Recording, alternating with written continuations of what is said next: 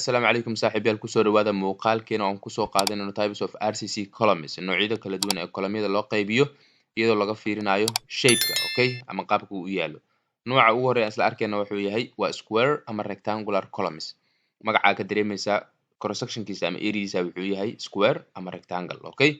so marka waxaa lagu dhahay noocyadan waxaa si guud inta badan loo isticmaalaa dhismayaasha yacni dhismayaashay ku badan yihiin oo inta badan waa aragnaa ayaa lagala jeedaa sababta isticmaalkoodu u badan yahana wax kale ma aha waa laba qodob qodobka ugu horeeya waxay tahay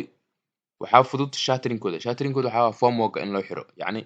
marka la shubaayo waxaa waa constati alwaaxi in loo xiro oo loo sameeyo ama haddii bir uu yahay dhanka kale formworka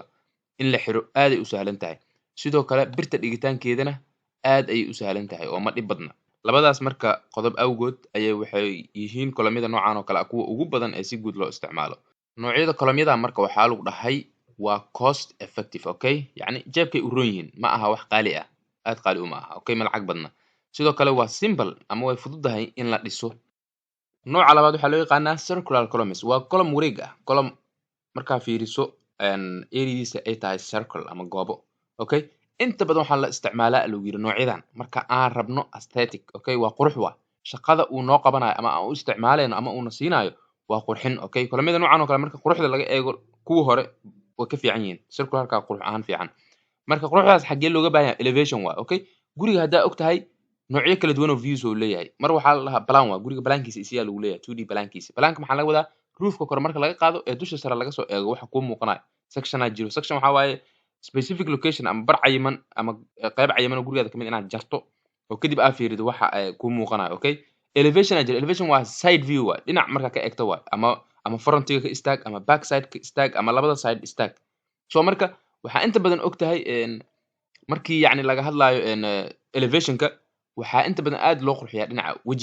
wejiga hore macnaha okay so marka wejiyada hore waa aragtay kolley guryo badan oo kolomyo wareeg ah oo qurux badan loo sameynayo okay oo marka quruxdaasna wuu ku fiican yahay waxaa lagu dhahaa kolomyada noocan oo kale waxay leeyihiin wax ka badan 4 bir oo longitudinal ah biraha waa og tahay longitudinal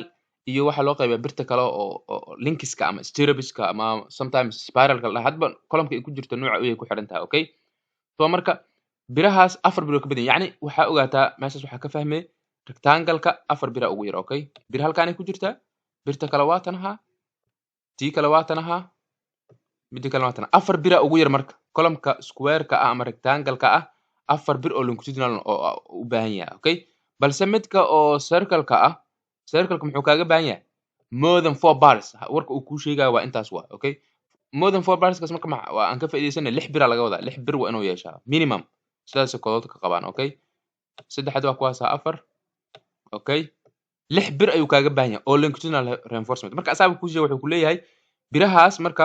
waxaa loo isticmaalaa as reinforcement strips okay booskii birta noo gelaya columnkeena markaa shubana biru u baahan yahay biriheena waxay ka badan yihiin 4 bir waana 6 bir sida aan kuu sheegay okay wuxuu ku dhahay marka bending iska caabintoodana wuxuu aad ugu weyn yahay lagu dhahay columnka square-ka ama rectangle-ka ah columnka marka uu qaabkan yahay okay oo culays ama wax loo soo isticmaalo somehow bending aa ku dhacayo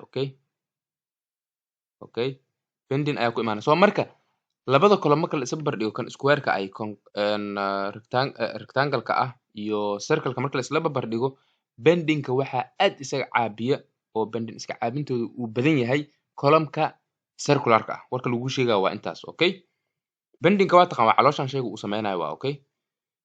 columns-kana waxaa lagu dhahay inta badan kolomyada noocan oo kale ahna waxaa loo isticmaalaa as bridge column markii buundo la dhisayo kale kolomyada loo isticmaalo ama loo taago oo support gareeyo kale columns-kana ku fiican oo ku badan okay sababtoo ah waxaa good resistant ay ku yihiin ama aad isaga caabiyaan deflection-ka sidoo kale deflection goorma imaan deflection markuu bending imaado imaanaa okay deflection-na wax kale ma aha shayga displacement inuu sameeyo oo barabax waa okay tusaale ahaan hadda shaygan saan hadduu u yaallo kale oo culays la soo saaro okay culays markii la soo saaro shaygan waxaa dareemaynaa inuu saan noqonayo okay marka maxaa ku dhacay markii hore saan uu ahay okay markii dambena saan noqdo so marka maxaa u dhexeeya farqiga intaan u dhexeeya fiiri intaas waa displacement uu sameeyey okay yacni bartoo dhan ma ka wada bixinaya halkan waa meesha oo ugu badan oo halka ugu badan oo displacement uu ka dhacay waa halkaas sababtoo ah booskaasuu joogay caloola sameey booskaan uu tegey so marka deflection-ka waa shayga inuu dhaqaaq sameeyo ama displacement ama barbax uu sameeyo waxaasoo kale oo ka difaaca marka nooca saddexaad waxaa la yidhahdaa L type columns magacaaba ka fahan shape-ka uu yaala ama qaabkiisa L ah okay marka noocyadan wuxuu ku dhahan noocyada column-kan wuxuu ku leeyahay waa common uu ku leeyahay waxay common ku yihiin laakiin corners of the boundary walls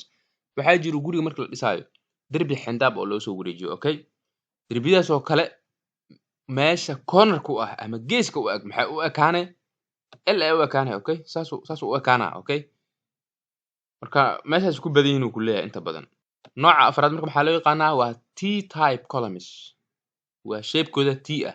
iyagana wuxuu ku dhahaa column-yadan waxaa inta badan si guud loogu isticmaalaa bridges-ka okay buundooyinka marka la dhisaayo column-yadan waa lagu arkaa okay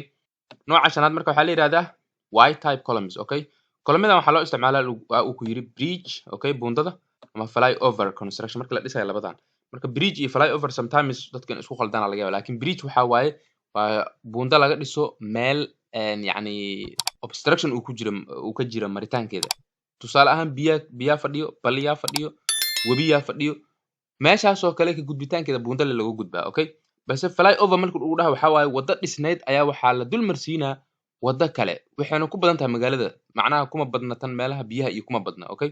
tan waxaa ku arkaysaa magaalada si jaamka iyo traffic loo yareeyo waxaa arkaysaa waddaa maraysa korkaadana waddo kale ka socoto oo bridge oo buundo ah so marka kuwaasna flyovers alla marka noocyadaas oo kalena waxaa loo isticmaalaa column-ka noocan oo kale ah marka asla aragna sawiradooda kuwan waa square ama rectangular aan soo hore usoo baranay okay circular-kana qaabkan oo kale ayuu u yaalaa okay L-kana waa kan ahaa okay noocan oo kale ayuu u yaalaa inta badan aan kuu sheegay boundaries-ka okay darbiyada boundary-gooda ku yaalaa okay